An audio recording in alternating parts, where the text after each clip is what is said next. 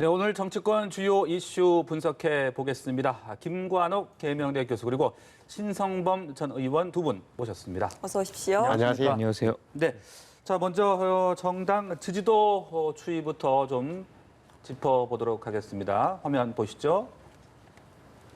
네, 지금 민주당은 지난주와 같은 31%를 보였고요. 국민의힘은 3%포인트가 올랐습니다. 30%를 기록을 했어요. 이 국민의힘의 경우 30%의 지지율을 나타내는 것이 올해 재보궐선거 직후에 이은 이제 두 번째라고 볼 수 있을 텐데 어떻습니까? 이 새 지도부 첫 주의 컨벤션 효과로 봐야 할지 지지율 추이 어떻게?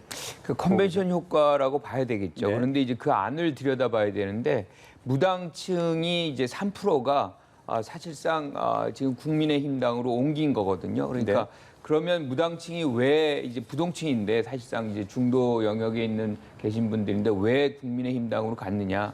그러니까 컨벤션 효과라 그러지만 거기에 내용이 있거든요. 그러니까 일종의 탄핵의 강을 건너가는 그런 장면이 사실상 이번 전대에서 나타났던 것이 부동층을 유인하는 그런 효과를 발현했다. 뭐 이런 것이 한 축이고 또 한 축은 어떻게 해도 뭐 지금 이준석 대표라는 세대 교체의 바람이 불었잖아요. 그러니까 네. 세대 교체의 어떤 것이 희망을 주는 기대감을 주는 그런 부분들도 지금 국민의힘당이 역대 최대로 지금 지지율이 상승하는 그런 효과를 만들어냈다 이렇게 볼 수 있을 것 같습니다. 그런데 이제 이 부분이 얼마나 이제 지속 가능한가는 사실상 이제 뭐 이준석 대표가 얼마나 실질적인 어떤 변화의 모습을 보여주느냐 거기에 이제 많이 달려 있고 또 한 가지는 지금 어떻게 보면 유력한 야권 대선 후보가 지금 입당이 안 돼 있는 상황이잖아요. 그러니까 그 부분을 어떻게 여하히 이제 입당을 조기에 이제 시키느냐. 그런 부분도 연동이 돼 있고 결정적인 거는 또 이 정치인 상대가 있어서 민주당이 잘하면 또 그만큼 올라가는 거에 제한을 받습니다. 그런데 네네. 이제 민주당이 요즘에 뭐 많은 노력을 하고 있기 때문에 실질적으로 얼마나 이제 더 지속 가능하게 이제 지지율이 오를지는 두고 봐야 되겠다. 네, 이렇게 국민의힘의 보는 30% 지지율 의미가 있는 것은 맞습니다만 지속될지는 그렇죠. 지켜봐야 되겠다는 말씀이셨는데 의원님의 생각도 궁금합니다. 비슷하죠. 그러니까 저희는 갤럽 조사에서 일주일 만에 3%가 뛰었다는 것은 굉장히 엄청나게 많이 뛴 거예요. 저 부분은. 그러니까 우리 김 교수가 설명했습니다만은 무당층이 3% 줄고 그 3%가 그대로 국민의힘으로 갔다는 걸 가정해 보면 적어도 최소한은 제가 볼 때는 중도층의 어떤 그 국민의힘으로의 관심 집중은 분명한 거죠. 그러니까 이준석 당대표의 출연이 가져온 중도와 보수층의 동조화 현상, 같이 가는 현상이 분명해진 거예요. 그러니까 저게 다 일정의 흐름을 보이고 있다는 거 아닙니까? 예를 들어서 보궐선거 이후에 쭉 이어진 흐름을 다행히 국민의힘은 잘 타고 있다. 이대로 뭐 지금 마음속으로 전부 다 이대로 하고 있을 텐데 전체적으로 봐도 내년 3월 대통령 선거를 겨냥해 본다면 뭐 야당한테는 굉장히 유리한 신호들이 좋다는 신호들이 많이 들어오고 있는 것만은 분명한 거죠. 물론 숙제는 남아 있는 거지만. 예, 이번 주까지 상승세가 이어진 국민의힘 정당 조사 결과 말씀까지 좀 들어봤습니다. 자, 민주당에서는 차기 대선 후보 선출을 위한 경선 연기 여부를 두고 이 내분이 좀 격화하고 있는데요. 먼저 정세균 전 총리의 목소리 듣고 오겠습니다. 원래 대선이라고 하는 것은 이 선거에 승리하는 게 중요하지 않겠습니까? 그러니까 각 당이 경선을 하는 것은 그냥 후보자를 내기 위한 것이 아니고 대선에 승리하기 위한 것이죠. 물론이죠. 그런 차원에서 필요하다면 충분히 논의를 해서 바람직한 결정을 내야 되는데 그것은 어떤 후보 개인의 이해관계 차원을 뛰어넘어서 정권 재창출에 어떤 것이 유리하냐. 그게 중요하다고 봐요. 네, 민주당 의원 66명이 서명한 의원총회 소집 요구서 오늘 오전에 제출이 됐습니다. 이렇게 점점 경선 연기를 요구하는 목소리가 커지고 있고 또 반면에 이재명 경기지사 측은 의총이 열리는 순간 돌이킬 수 없는 전면전이 펼쳐질 것이다라는 또 입장을 내기도 했습니다. 교수님께서 어떻게 보시나요? 그러니까 지금 경선이 사실상 이렇게 선관위에서 관리하는 대상이 아니거든요. 그러니까 네. 미국 같은 경우는 이 모든 것이 경선부터 선관위가 관리를 하는데 한국은 이건 정당 각각이 이제 관리를 하는 겁니다. 그러다 보니까 일정이라든가 뭐 룰이라든가 이런 것들이 다 달라요. 그런데 지금 국민의힘당이 한 2달여 민주당보다 늦게 지금 개최를 한다 그러는데 그렇게 먼저 이렇게 일정을 잡아가는 것이 대선 승리에 유리한 것이냐. 근데 일부 이제 당내에서 우리도 좀 늦추는 것이 더 유리한 거 아니냐, 뭐 이런 얘기가 나오는 거죠. 얘기는 사실 이렇습니다. 그러니까 상당한 이유가 된다 그러면 변경이 가능한 거죠. 네. 그런데 우리가 지금 이 부분을 다른 당이 2달 뒤에 하니까 이 당을 이제 또 쫓아가서 하는 것이 상당한 이유에 해당되는 것이냐. 그렇다 그러면 저는 개인적으로는 그렇게 보진 않아요. 이유는 좀 빈약하다. 그렇죠. 그러니까 이것이 충분하게 국민들한테 이것이 2달 뒤로 가야 됩니다라고 얘기할 수 있을 만큼 설득력이 있다고 보기 굉장히 어렵거든요. 그러면 이제 처음부터 그런 어떤 제도 장치를 만들지 말든지 뭐 이것을 사실 날짜를 이렇게 규정했을 때에는 여러 가지 이유가 있었거든요. 이런 부분들을 쉽게 이렇게 가변적으로 바꾼다는 거는 당의 어떤 신뢰 문제 그리고 예측 가능성 뭐 이런 부분들을 조금 훼손시킬 수 있는 부분이거든요. 그래서 지금의 상황에서 본다 그러면 후보별로 이 경선 일정에 따라서 이해관계가 그러니까 유불리가 좀 달리 나타나요. 그러다 보니까 이제 좀 지지율이 조금 답보 상태에 있는 분들은 좀 늦게 가져가면 어떨까 뭐 이런 생각을 하시는 것 같은데 저는 그것보다는 원칙을 지키고 이렇게 경선 일정을 밟아가는 것이 훨씬 더 타당, 즉 다른 야당에 대비해서도 뭔가 좀 우리는 원칙을 지키는 정당이라는 그런 부분을 보여주고 국민들에게도 그런 신뢰감을 얻을 수 있는 그런 기회다 이렇게 생각합니다. 네. 국민의힘을 따라가기보다는 원칙을 지키는 것이 맞지 않겠냐는 교수님의 의견이셨는데 고민이 깊어 보입니다. 오늘 이제 마무리를 짓겠다는 이야기도 있었는데 지금 다시 또 일단 다음 주로 미뤄진 그런 상황인데요. 민주당의 결정 어떻게 나올 거라고 보십니까? 저게 제가 뭐 현역 의원 때도 저런 제가 경선 관리위원도 해봤고 했습니다만 저게 작은 문제가 아니에요. 저게 왜 그러냐면은 이재명 지사 입장에서는 어떤 상태 변경, 변화의 가능성을 최소화하는 게 자기 살 길이라고 굳게 믿고 있을 거 아닙니까? 그렇잖아요, 그죠? 그럼 지금 따라가는 입장에서는 변화의 시간을 바꿀 수 있는, 추월할 수 있는, 따라갈 수 있는 시간을 벌어야 되는 거고, 저게 작은 문제가 아니라는 거예요. 그래서 네네. 그걸 분명한데 어느 지점까지 왔느냐? 예를 들어서 지금 가짜 약 팔지 마라고 했던 게 후보 본인 입에서 나오고 이재명 지사 입에서 그러니까 당에서 인간 쓰레기 취급하냐는 말 나오고 드디어 정세균 후보까지 나서서 당연히 지금은 바꾸라는 후보가 직접 나서는 거고 다음에는 개파 어떤 색깔을 갖고 있는 66명인가요 의원들이 의원총회 소집 요구서를 냈잖아요. 그리고 180명 중에 3분의 1이 넘었잖아요. 그러면 그 결론은 뭡니까? 의원총회를 열든지 안 열든지 누가 결정합니까? 윤호중 원내대표가 결정을 해야 되는 거예요. 근데 여기서 문제가 의원총회가 열리는 순간 돌이킬 수 없는 전면전이 될 것이다. 이게 이재명 지사 측에서 하는 말이에요. 그러니까 여기서 표결로 가거나 논란이 되면 안 된다. 아예 차단하자는 거고 다른 쪽에서는 66명이 의원총회 소집 요구서 냈는데 왜 의원총회 안 열어줍니까? 라고 또 윤호중 원내대표와 송영길 대표를 압박할 거는 이 지점이 굉장히 제가 볼 때는 큰 뇌관이 된다. 이미 후보들도 입장을 안 밝히면 안 되는 상태에 왔고 육성을 통해서 요구할 거고 이렇게 잘못되면 이재명 대 타 후보 간 이렇게 전선이 딱 꺼지면서 당의 균열음이 커질 가능성이 높은 사안입니다. 네, 그러면 지금 아까 말씀하신 것처럼 연기를 하게 돼도 신뢰에는 훼손이 갈 것이고 그렇다면 강행을 하게 돼도 또 당내에선 잡음이 있을 것이고 어느 쪽이 더 데미지가 적겠습니까? 이미 이제 논란은 있는 거죠. 그런데 여기에서 이제 역할을 그럼 누가 해야 되느냐, 지도부가 해야 되는 거죠. 이게 굉장히 소모적 논쟁이거든요. 그러니까 지금 당장에 뭐 정리하기가 쉽지 않을 겁니다. 왜냐하면 후보별로 좀 이해관계가 다르고 또 연기를 주장하는 분들이 있으니까 아마 의견 수렴을 더 이렇게 해는 과정을 거칠 것 같아요. 하지만 너무 길어지면 이 자체로서 국민들에게 상당한 부담을 준다는 것을 민주당 지도부는 잘 알고 있기 때문에 어느 시기가 되면 강력한 결정을 해서 사실상 이 경선 일정을 진행하지 않을까 이렇게 생각합니다. 네.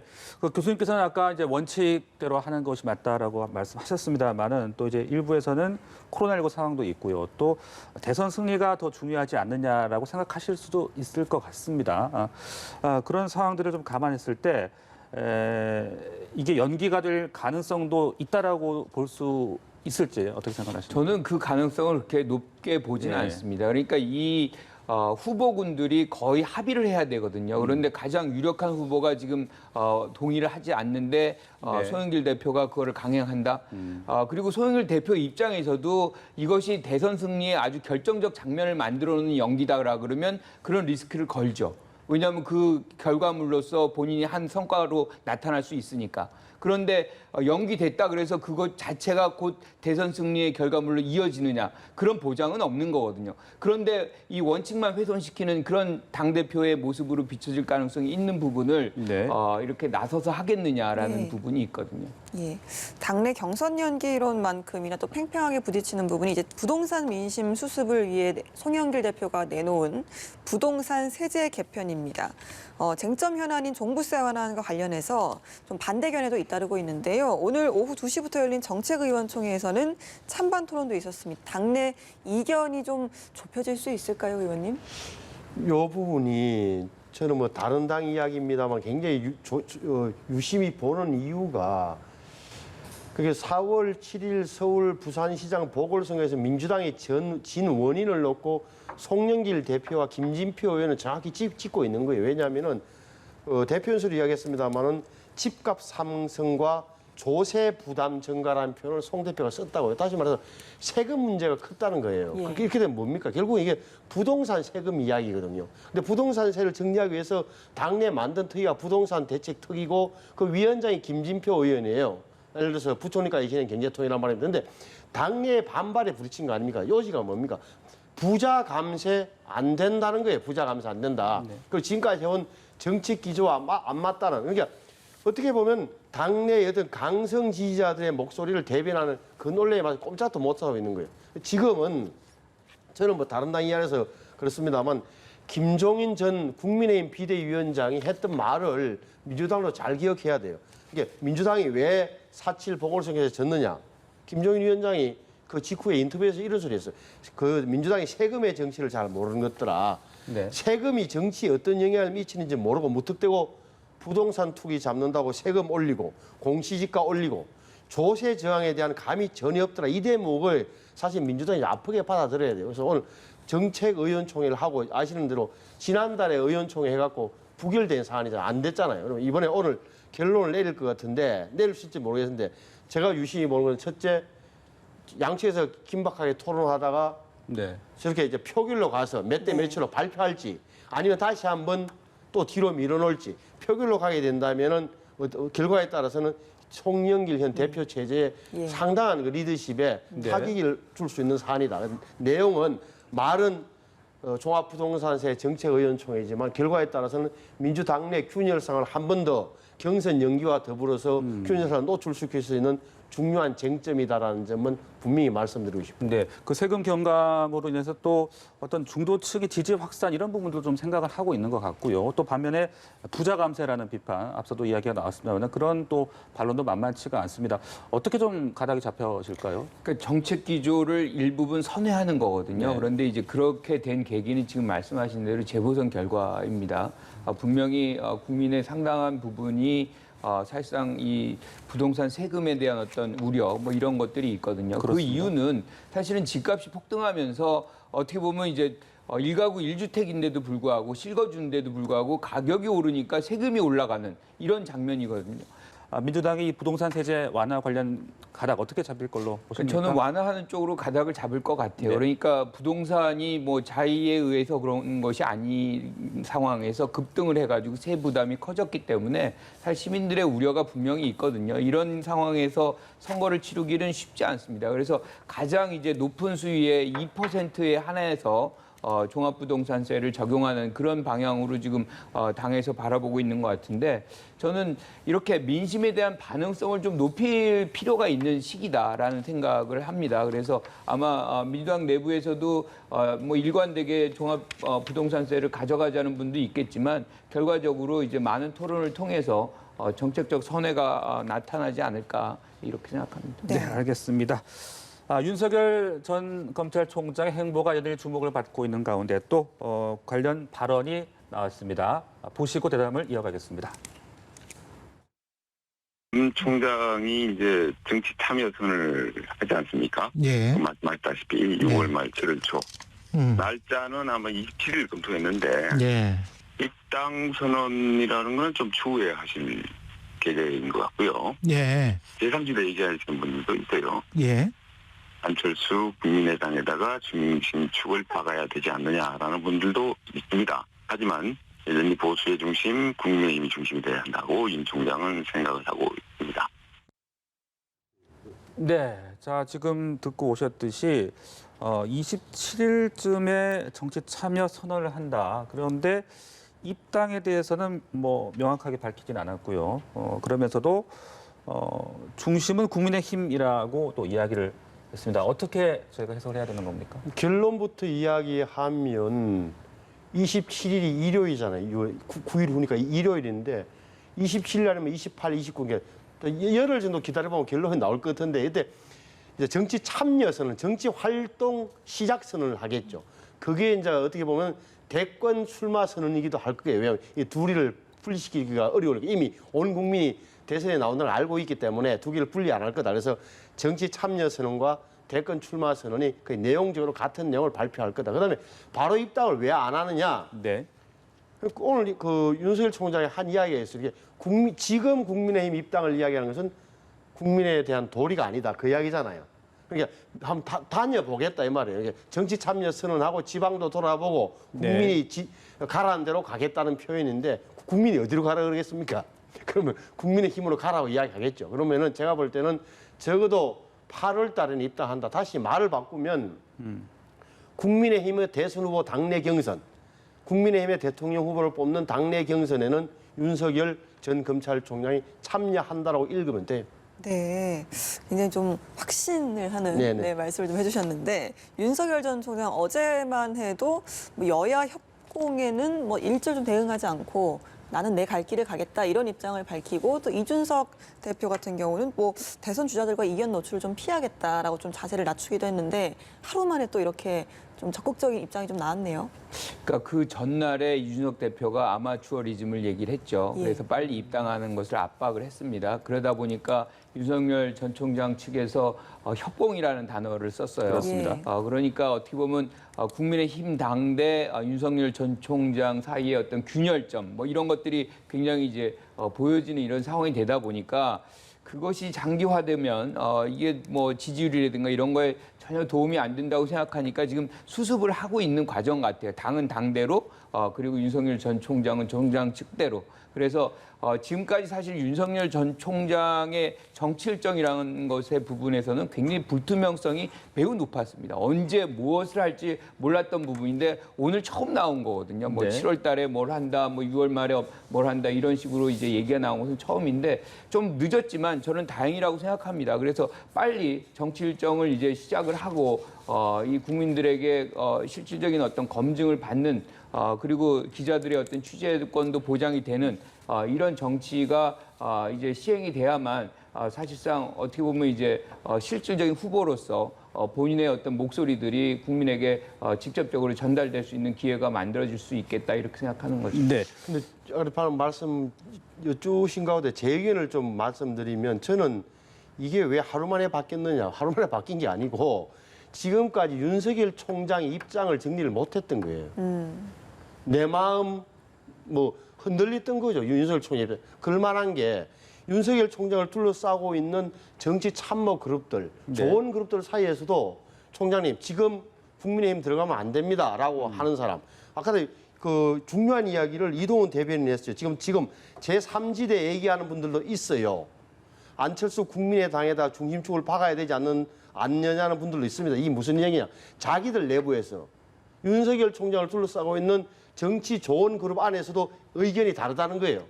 근데 그 지금은 오늘 말한 걸로 봐서는 네. 근데 윤 총장이 마음의 결심을 한쪽으로 이제 한 거예요. 제가 볼 때는 그렇게 해석하는 게 맞다. 네. 그래서 이게 뭐 입당과 관련해서 말이 오갔던 것은 바깥 사람의 해석이었지 내부적으로 좀 윤 총장의 마음이 네. 정리가 안 됐던 탓이 크다. 이제는 한쪽으로 방향을 네. 잡은 것처럼 보인다라고 저는 저한테는 보입니다. 흔들렸다는 건 알겠습니다만 이제 어제 이제 협공이라는 단어가 나왔기 때문에 저희가 그 부분을 조금 이제 협공이 집중적으로 부담스러웠죠. 그러니까 결국은 네. 말은 맞잖아. 예를 들어서 자 당신이 정치하려면 정확하게 나와서 검찰총장 때와는 다르게 왜 내가 정치를 하려 하고 대통령 선거에 출마하려고 하는지 또 비전과 철학은 무엇인지를 밝히라는 요구는 어쩔 수 없는 거 아닙니까? 또 네. 당내 경선을 분명히 치열하게 통과해서 이겨내야 되는 거고 그래야 본인이 원하는 더 큰 정치를 할 수 있다는 거 분명하니까 그래서 양쪽의 협공이라는 게 당할 수밖에 없는 거고 그 대목이 굉장히 부담스러웠을 건데 저는 뭐 방향은 좀 잘 잡았다고 생각됩니다. 네, 알겠습니다. 자, 이준석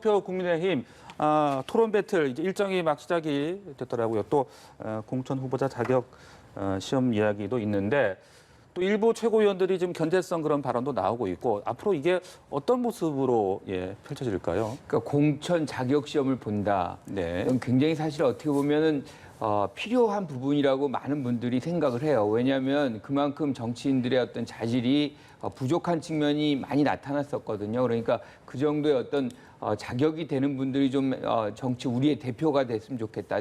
그러니까 어떻게 보면 대민주주의의 어떤 문제점이 이제 드러난 것이거든요.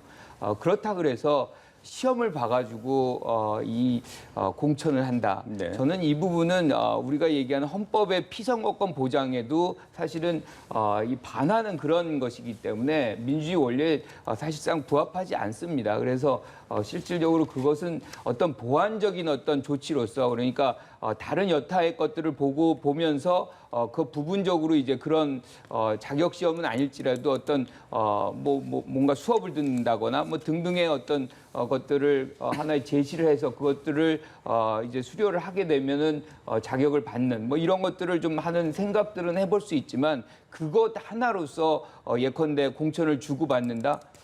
저는 이거는 뭐 이 민주주의 원리에도 안 맞고 사실상 그렇다 그러면 공부 잘하시는 분들은 다 국회의원 되고 공부를 좀 덜 하신 분들은 정치할 수 없다는 얘기나 마찬가지거든요. 네. 그래서 이건 매우 차별적인 어떤 조치이기 때문에 저는 동의하지 않습니다. 네, 의도는 좋지만 개선점은 분명히 좀 많다라는 말씀까지 들어봤습니다. 두 분 말씀 여기까지 듣겠습니다. 김관옥 계명대 교수, 신성범 전 국회의원이었습니다. 고맙습니다. 고맙습니다.